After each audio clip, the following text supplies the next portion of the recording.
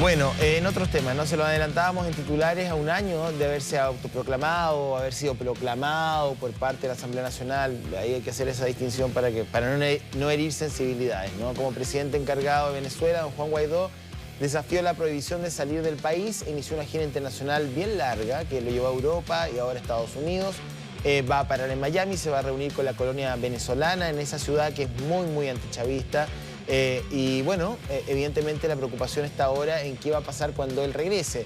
Se lo han preguntado a Diosdado Cabello, el número 2 del régimen, y ha dicho no va a pasar absolutamente nada porque Juan Guaidó representa nada. Digamos, esa es la óptica al menos en el discurso oficial de Miraflores. Pero otra cosa es lo que pasa una vez que él cruce la frontera, porque en estricto rigor él no podía salir de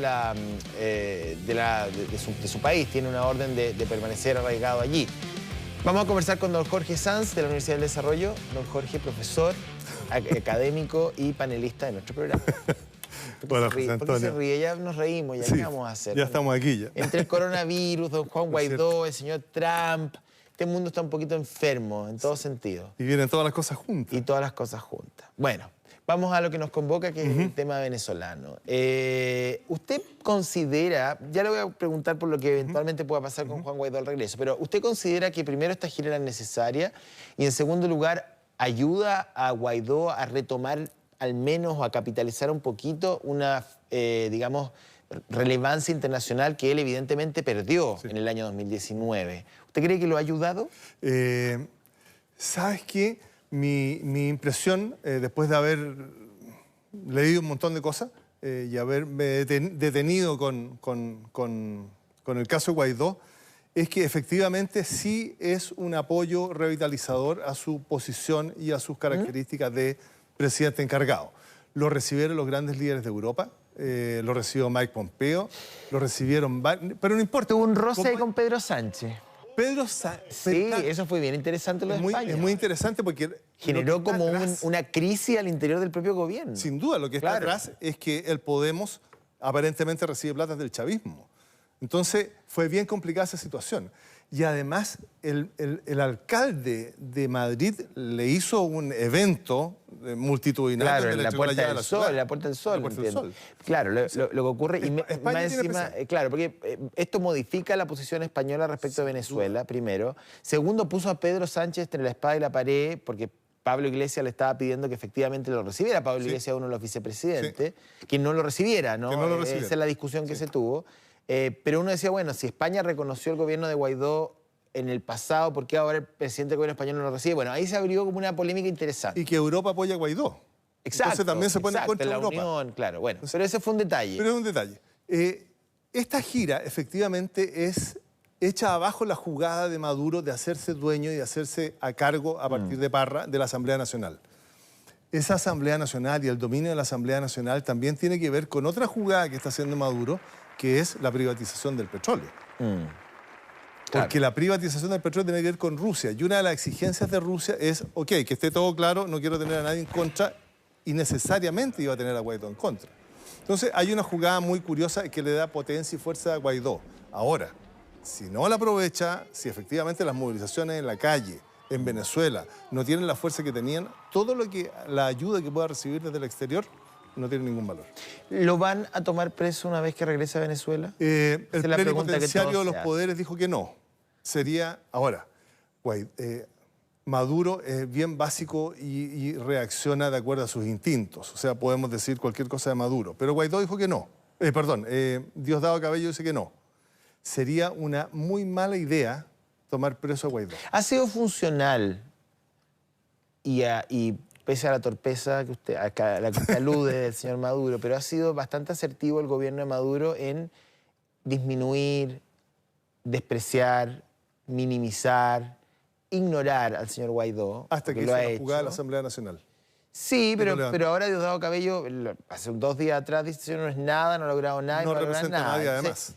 Porque en otras épocas, ¿no? La oposición venezolana era perseguida, encarcelada y lograba, digamos, acciones concretas y proactivas, represivas del gobierno de Chávez. Y en este momento vemos que Maduro desde hace un año a esta parte no ha, digamos, reparado en la figura de Guaidó mayormente y parece haberle dado ciertos réditos, ¿no? Es que Lo que está jugando ahora es que la oposición venezolana en la calle se cansó. Pocos resultados, mucha represión. Empezaron a funcionar las medidas, los castigos o las sanciones de Estados Unidos a los líderes del chavismo. Los tiene a todos con las cuentas congeladas en Estados Unidos, los tiene sin derecho a entrar, expulsó a varios. Europa está haciendo lo mismo. Es que me refiero a que en la primera parte de la crisis, o sea, hace un año atrás exactamente... Estábamos hace un año en esto. Sí, exactamente, sí. un año. Uno temía que una figura como Guaidó fuera detenida, llevada a una base militar, en fin, procesada por sedición, traición a la patria, en fin. Y uno podía considerar que esa iba a ser la reacción visceral y automática de Miraflores, como lo ha sido con varios de los líderes, digamos, en los gobiernos de Chávez y en lo que lleva Maduro. Pero el gobierno de Maduro, y nos dejó a todos sorprendidos, actuó desde otro lugar. Dijo, no vamos a pisar este palito, ¿no? Y se corrieron 2 pasos para atrás y dejaron que Guaidó actuara y convocara y saliera y volviera a entrar, en fin, en un cambio de actitud que ha durado más o menos 12 meses, porque Guaidó ha entrado y salido, digamos, no de Venezuela, 2 veces lo ha hecho, pero se ha movido con cierta libertad y parece haber logrado el objetivo del gobierno, finalmente que la figura de Guaidó no consiga nada en concreto. Pero no es particularmente Maduro el que ha hecho todo eso, sino que Guaidó citaba a una convención o a una asamblea o a lo que fuera, y Maduro ponía sus colectivos al lado. Entonces, la violencia de los colectivos es el que echó a la oposición adentro de las casas. Lo curioso ahora es que, si bien es cierto, Nicolás Maduro ha tenido muchos problemas en su gobierno, particularmente económico, llegando al extremo de poner al embajador cubano dentro de su Consejo de Ministros y llegando al extremo de intentar privatizar el petróleo, hoy día lo que está pasando es cómo salió Guaidó de Venezuela. Claro. Si tenía al SEBIN encima, si tenía al ejército encima, si tenía una unidad particular de inteligencia preocupado de él, ¿cómo sale de Venezuela? Entonces, esa es la primera pregunta. ¿Se estará debilitando esta verticalidad que tenía el ejército respecto del mando de Diosdado Cabello y de Maduro? Ahora hay un general que dice, yo voy a proteger la frontera y voy a reforzar la frontera. ¿Y lo está haciendo solo? Sería como el general de Punta Arenas o de Arica define por sí mismo y que va a reforzar la frontera. Entonces, hay algunas señales que dicen que la cosa dentro del sistema político de Maduro no estaría tan férrea como estaba hace un año atrás. Por lo tanto, la ventaja que tiene Guaidó es que este apoyo revitalizador lo podría poner de nuevo como una figura que tenga valor frente a Maduro, porque hoy día, efectivamente, como tú lo dices, no lo tiene. Bueno, y desde ese punto de vista, digamos, ¿qué se podría esperar este año? Hay 2 asambleas nacionales, ha habido algo de violencia.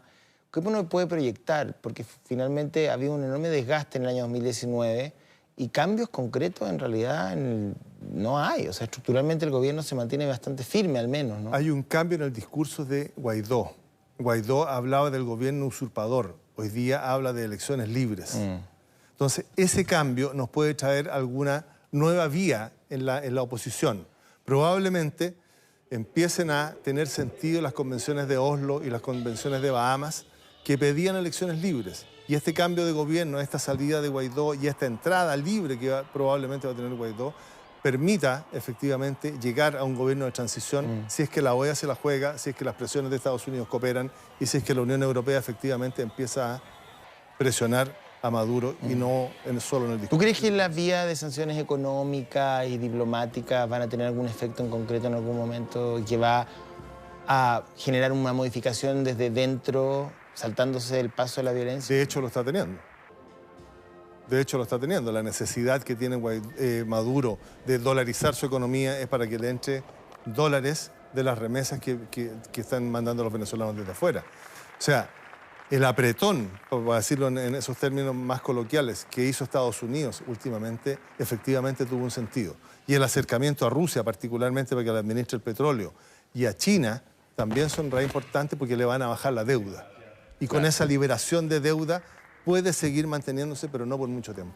Claro, efectivamente. Ahora, ¿valoras que se haya abierto la inversión privada en el mercado del petróleo?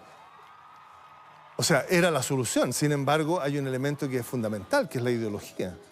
O sea, desde ese estricto chavismo, madurismo, marxismo, lo que quieran, salirse a privatizar una empresa del Estado es votar todo el discurso anterior. Y eso sí que es relevante. Se lo están pasando a Rusia. Claro. Y Rusia lo que va a hacer es administrar el petróleo, cobrarse la deuda y de ahí adelante sigamos conversando. Pero el renunciar a eso es grave. Y el instalar al embajador de Cuba dentro de su Consejo de Ministros también es grave, porque afecta a la soberanía. Bien, pues muchas gracias, Jorge Encantado. Sanz. Siempre es un placer conversar con usted. Encantado.